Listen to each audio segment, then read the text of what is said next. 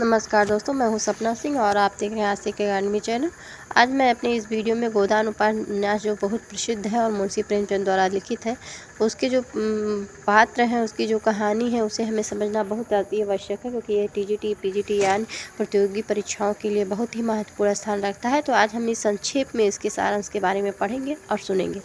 गोदान उपन्यास प्रसिद्ध कवि मुंशी प्रेमचंद ने 1936 में इसकी रचना की। पात्र होरीराम, धनिया, गोबर, सपना, रूपा, झुनिया, भोला, राय सेठ, पंडित, दाता दिन, माता दिन इत्यादि आदि हैं। इस उपन्यास में होरी नाम का एक किसान मेहनत मजदूरी करता है और अपने परिवार का पेट पालता है, लेकिन भाग का मारा होरी बहुत से कर्जे के तले दबा रहता होता है। वह राय सेठ के यहाँ भी काम करता है। वर्षों से होरी की एक लालसा होती है कि उसके घर पर भी एक गाय होनी चाहिए, ताकि उसके बच्चे दूध और दही खा सकें। एक बार सड़क पर चलते चलते होरी को अपना मित्र भोला मिल जाता है। तभी भोला बताता है कि उसके यहाँ इतनी गाय हो गई है कि उसकी देखरेख करने के लिए कोई नहीं है। भोला की पत्नी भी मर चुकी है। भोला होरी से पुनः एक दुल्हन तलाशने की बात करता है, ताकि वह उससे शादी कर सके। होरी इस बात का फ़ायदा उठाकर कहता है कि भोला, तुम्हें दुल्हन की तलाश है और मुझे एक गाय की, और वैसे भी तुम्हारे यहाँ इतनी सारी गाय की देखभाल करने वाला कोई नहीं है, तो अच्छा होगा कि तुम मुझे अपनी एक गाय दे दो। बदले में मैं तुम्हारे लिए दुल्हन अवश्य ढूंढ लूँगा। भोला इस बात के लिए मान जाता है और उससे कहता है कि दुल्हन वाली बात मत भूलना। इस तरह कई दिन बीत जाते हैं और भोला की विधवा बेटी झुनिया होरी के बेटे गोबर से प्रेम करने लगती है। गोबर उसे घर से भगाने का विचार बना लेता है, परंतु वह डर के मारे उसे अपने घर के सामने ही छोड़कर और मां बनाकर शहर की ओर भाग जाता है।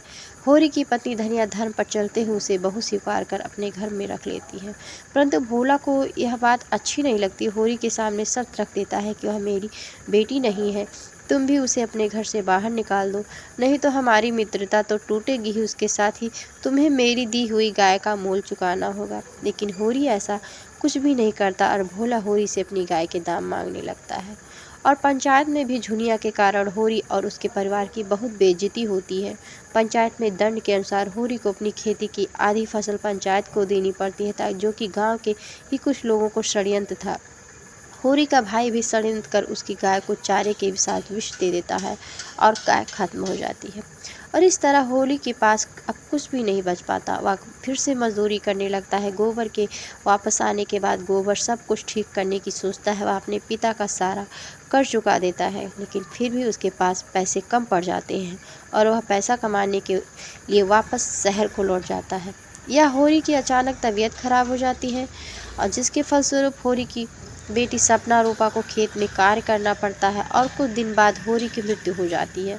उसके मृत्यु के पश्चात पंडित द्वारा यह मांग की जाती है कि होरी की पत्नी धनिया अपनी बिरादरी वाले को भोजन व क्रियाक्रम करने वाले पंडित को एक गाय दान में देगी।